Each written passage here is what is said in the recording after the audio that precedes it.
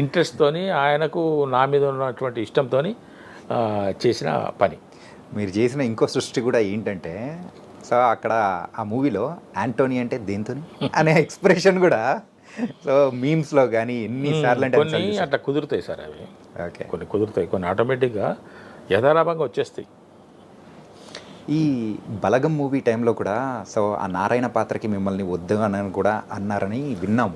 ఇది ఎంతవరకు నిజం? నేను కూడా విన్నాను. అయితే ఈ బలగం పాత్రకు కూడా ఈ పిట్టకథలే లింకు. Okay okay. డీజే టిల్లుకు ఏ విధంగానైతే పిట్టకథలు చూసి తరుణ్ భాస్కర్ గారు మురళీధర్ గారు తీసుకోమని చెప్పారు, వేణు ఒకరోజు ఆ పిట్టకథలు చూస్తూ ఈ ఎపిసోడ్ చూసి నేను ఎప్పుడైనా ఈ సినిమా చేస్తే ఈ సినిమాలో అల్లుడు క్యారెక్టర్కి ఇతన్నే తీసుకుంటా అని వేణు అనుకున్నాడని నాకు తర్వాత తెలిసింది. బలగం సినిమా చేస్తున్న సందర్భంగా తెలిసింది. ఆ విధంగా కూడా అది పిట్టకథలే కారణం. అండ్ ఈ బలగం మూవీలో కూడా ఆ బంధం అనుబంధం అనేది కూడా మీరు చేసిన సీరియల్ అనుబంధాలు కూడా వదలలేదేమో. ఆ జయరాం గారితో సో ఇక్కడ బావమరిది క్యారెక్టర్ బలగంలో చేయడం అంటే మీరిద్దరికి ఒక ప్రత్యేక అనుబంధం ఉంది కదా సార్? ఫ్రెండ్షిప్ కానీ లేదు. ఫ్రెండ్షిప్ కూడా లేదు సార్? పరిచయం ఉన్నది అంతేగా, ఫ్రెండ్షిప్ ఏం లేదు. ఓకే. పరిచయం ఉన్నది, తిరుగుతుంటాం కదా ఆఫీసులన్నీ, 2-3 కలిస్తే తిరగటమే కదా ఆఫీసులకు, అందువల్ల ఆ పరిచయం ఉన్నది అంతే తప్ప ఫ్రెండ్షిప్ కానీ ఇంకా వేరే లేదు. ఓకే. సాన్నిహిత్యం ఏం లేదు. ఈ సందర్భంగా నేను సరే ఈ ఇంటర్వ్యూ మళ్ళీ మనం మర్చిపోతామేమో, నేను ఈ రోజున ఈ మాత్రం కొంచెం పేరు తెచ్చుకొని సినిమా రంగంలో మురళీధర్ గౌడ్ అనే ఒక నటుడు ఒక బాలకృష్ణ గారితో చేయటము, ఒకడు వెంకటేష్ బాబు గారితో చేయటం అనేది నాకైతే గొప్ప విషయం, మరవలేని విషయం, మర్చిపోలేని విషయం. ఓకే. ఒక తృప్తికరమైనటువంటి అనుభూతినిచ్చినటువంటి విషయం. దీనికి ఈ రోజున నేను ఈ విధంగా ఉండడానికి కారణం, నేను గుర్తుంచుకునే వ్యక్తులు ఇప్పటికీ ఈ రోజున ఉన్నప్పటికీ ఒక 3. ఓకే. ఒకటి తరుణ్ భాస్కర్ గారు, ఆయన పునాది వేశారు. బలగం సినిమాలో వేణుకు ఎందుకో నా మీద నమ్మకం, అన్న మీరు ఎప్పటికీ అన్న ఈ సినిమా రిలీజ్ అయిన తర్వాత మీకు ఇంకా తిరుగుండదన్న, ఆరోగ్యం ఒకటి మీరు జాగ్రత్త చూసుకోండి, మీరు ఒక దశాబ్ద కాలం పాటు మీరు బిజీ ఆర్టిస్ట్గా ఉంటారు అని చెప్పేసి అని ఒక ఆశీపూర్వకమైనటువంటి అభినందన తెలిపి మనసులో ఉన్నటువంటి మాటను చెప్పి, నువ్వు నాకు ఎప్పుడు కారులో కనపడాలన్నా, నువ్వు అంటే మనం నడుచుకుంటూ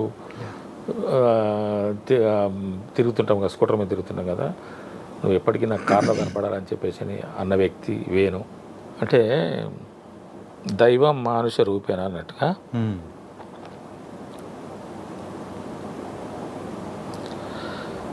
ఒక మనిషి ఎదుగుదలకు కొంతమంది కారణభూతులవుతారు. అలాగా అనిల్ రావుపూడి గారు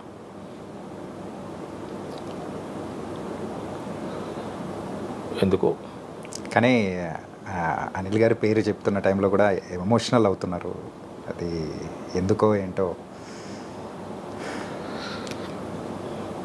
అసలు మీ లైఫ్లో 3 ఇంపార్టెంట్ అని చెప్పేసి ఆ 3 గురించి చెప్పారు, కానీ అనిల్ రావుపూడి గారి పేరు వచ్చినప్పుడు మాత్రం చాలా ఎమోషనల్ అయిపోయారు. ఇప్పటికీ ఆ కంటి తడి అనేది కూడా ఉంది. సో ఎన్ని టిష్యూస్ ఇచ్చినా కానీ అది సరిపోదు అన్నట్టు కూడా. ఇంకా ఈ 3కి నేను రుణపడే ఉన్నా. అంటే ఎవరి చేయుతను ఏ విధంగా అందించాలో ఆ విధంగా అందించారు కాబట్టి నేను వాళ్ళని ఎప్పుడు జ్ఞాపకం ఉంచుకునేటువంటి బాధ్యత నా మీద ఉన్నది. నేను మర్చిపోలేని వ్యక్తులు ఇంతవరకు. భవిష్యత్తులో ఇంకెంతమంది దైవం లాగా వస్తారో నాకు తెలియదు, ఇంకెంతమంది నన్ను ఇంకే విధంగా నన్ను ఉన్నత స్థితికి తీసుకెళ్తారో తెలియదు. ఇప్పుడున్న దాంట్లో తరుణ్ భాస్కర్ గారు, నా తమ్ముడు వేణు గారు, అనిల్ రావుపూడి గారు. ఒకరు ఫౌండేషన్ వేసినట్టు మీ కెరియర్కి, ఇంకొకరైతే ఆ గోడలు కట్టినట్టు, ఇంకొకరైతే కప్పుతో మొత్తం ఒక ఇంటిని కంప్లీట్ చేసినట్టు చేశారు. Nice sir. వీళ్ళందరూ వయసులో చిన్నవాళ్ళు అంతే. కానీ మీరు ఏ క్యారెక్టర్ చేసినా కానీ దానికి తగ్గ న్యాయం అనేది కూడా చేస్తూ, అంటే మురళీధర్ గౌడ్ అంటే ఇప్పటికీ ప్రత్యేకంగా అందరూ ప్రేక్షకుల మనస్సులో నిలిచిపోయే క్యారెక్టర్స్ చేస్తూ ఉన్నారు. It was very very nice. నా అదృష్టం అది. నాకు ఇంకా మంచి పాత్రలు దొరకాలి, నేను ఇంకా మంచి ప్రతిభావంతంగా క్యారెక్టర్స్ పోషించి ప్రేక్షకుల అభిమానాన్ని చూరగొనాలని, వాళ్ళ యొక్క అభినందనలు అందుకోవాలనేటువంటి తాపత్రయంలో ఉన్నా. ఖచ్చితంగా సార్. మంచి క్యారెక్టర్స్ రావాలి, ఒక బలమైనటువంటి పర్ఫార్మెన్స్ చేయాలనేటువంటి ఆలోచన ఉన్నది నాకు. ఈ క్యారెక్టర్స్ అన్నీ ఓకే సార్, అంతా బాగుంది. అండ్ రీసెంట్గా రిలీజ్ అయిన శివరపల్లి వెబ్ సిరీస్, పంచాయతీ అనే వెబ్ సిరీస్ అమెజాన్ దానిలోకే తోపు తోపు ఇప్పటికీ ఇప్పటికీ ఎవరైనా కానీ కదిలిచ్చినా కానీ నంబర్ 5 ఉన్నది, టాప్ 10 నంబర్ 5 ఉన్నది. శివరపల్లి అనేది మన తెలుగులో చేసి సో మంచి అప్రిసియేషన్. ఆ సర్పంచ్ క్యారెక్టర్, పెద్ద సర్పంచ్ మిట్ట సుధాకర్ అద్దరు కొట్టేశారు రిజల్గా. అంటే చాలా మందికి కూడా డౌట్లు ఉంటాయి, ఈవెన్ వాళ్ళకు కూడా ఏమన్నా ఏంటంటే ఆ పంచాయత్ సిరీస్ అది కూడా ఈవెన్ రాగ్మయుడితో నేను ఇంటర్వ్యూ చేసేటప్పుడు కూడా అన్నాడు అదొక క్లాసిక్, దాన్ని టచ్ చేయాలన్నా కానీ ఒక నిమిషం భయం అనిపించింది. కానీ అండ్ దాని తర్వాత తమిళ్లో కూడా తీశారు. తమిళ్లో వాళ్ళు అనుకున్నంత అప్రిసియేషన్ అనేది తమిళ తర్వాత తెలుగు, తమిళ తర్వాత తెలుగు. అవునా? ఓకే. అప్రిసియేషన్ అనేది కూడా అక్కడి నుంచి రాలేకపోయింది. కానీ తెలుగులోకి వచ్చేటప్పటికి మాత్రం కొంచెం అనిపించింది. అయినా కానీ ఇక్కడున్న నేటివిటీకి తగ్గట్టు పర్ఫెక్ట్ న్యాయం చేసేసారని చెప్పేసి నిజంగా మేము కూడా చాలా బాగా ఎంటర్టైన్ అయ్యాం సార్. అంతగా ఇదంతా మీ పక్క. ఓకే. మీరు అంటే మీ అంటే ఆ యొక్క ప్రేక్షకుల పక్క, వ్యూవర్స్ పక్క. మేము నా వైపుకి వస్తే ఈ సినిమా సార్ పంచాయత్ అని ఒక డిఓపి గారు నాకు ఫోన్ చేశారు, ఇప్పుడు కాదు లాంగ్ బ్యాక్. ఓకే సార్, ఒక పంచాయత్ అని ఒక వెబ్ సిరీస్ ఉన్నా సార్ హిందీలో, మీరు ఒకసారి చూడండి. దాంట్లో ఒక సర్పంచ్ క్యారెక్టర్ ఉంటుంది. యాక్చువల్గా సర్పంచ్ లేడీ, కానీ ఆమె భర్తనే సర్పంచ్గా ట్రీట్ అవుతుంటాడు, ఆయనే పూర్తిగా నడిపిస్తుంటాడు వ్యవహారం అంతా. ఆ క్యారెక్టర్కి మిమ్మల్ని అనుకుంటున్నాము, మీరే నాకు కావాలని నాకు అనిపించింది. డైరెక్టర్ ఏమో ఫలానా ఆయన యూఎస్లో ఉంటాడు. ఇది టాక్స్ జరుగుతున్నాయి. ఈ ప్రాజెక్ట్ కనుక మన చేతికి వస్తే డైరెక్టర్ గారు వస్తారు, అప్పుడు ఫుల్ డీటెయిల్స్ మాట్లాడుకుందాము. జస్ట్ మీకు నేను హింట్ ఇస్తున్నాను, మీరు ఒకసారి ఆ వెబ్ సిరీస్ చూడండి, ఆ సర్పంచ్ క్యారెక్టర్ను మీరు ఒకసారి గమనించండి, పరిశీలించండి అన్నాను. సరే సార్ అన్నాను. ఆన్ చేసి చూసిన పంచాయత్ అని చెప్పేసి అని వచ్చింది. ఆ సర్పంచ్ క్యారెక్టరు ఫస్ట్ ఉప సర్పంచ్ అతను అది మాట్లాడుకోవటము ఉన్నది. సర్పంచ్ కోసం చేస్తుంటే సర్పంచ్ అటు నుంచి రావడము, సర్పంచ్ సాబ్ వస్తున్నాడు అని చెప్పేసి అని అక్కడ కనపడగానే నేను ఆపేసిన. అదేంటి చూడదలుచుకోలేదు నేను. ఓకే. ఎందుకంటే ఆ ఇంపాక్ట్ నా మీద ఉంటుందేమో, మనంగానే చేయాలి. తెలుగులో చేస్తున్నాం కదా, వేరే భాషలో చేస్తున్నామంటేనేమో వెతుక్కోవాలి. నా భాషలో నేను చేయటానికి, ఒక క్యారెక్టర్ చేయటానికి నాకు దాంట్లో ఇబ్బంది ఉండదు. పైగా అది కనుక చూస్తే అతను ఆ రోజున ఎలా చేశాడో అని చెప్పేసినటువంటి ఒక ఆలోచన నాకు వస్తుందేమో, నా ఒరిజినాలిటీ మిస్ అవుతానేమో అని ఒక భయం వేసింది నాకు. కాబట్టి దాన్ని అక్కడే ఆయన చూడగానే ఆపేసాను. ఇంకా ఈ ప్రోగ్రామ్ మీరు వచ్చి షిఫ్ట్ అయిపోయింది అది ఉత్తరాంధ్రకి వెళ్ళిపోయింది ఆ project. Okay. Back drop Telangana కాకుండా ఉత్తరాంధ్రకి వెళ్ళిపోయింది. ఉత్తరాంధ్రకి వెళ్ళిపోయి వాళ్ళు అక్కడ వెతుకోవడము చేసుకోవడం జరిగింది.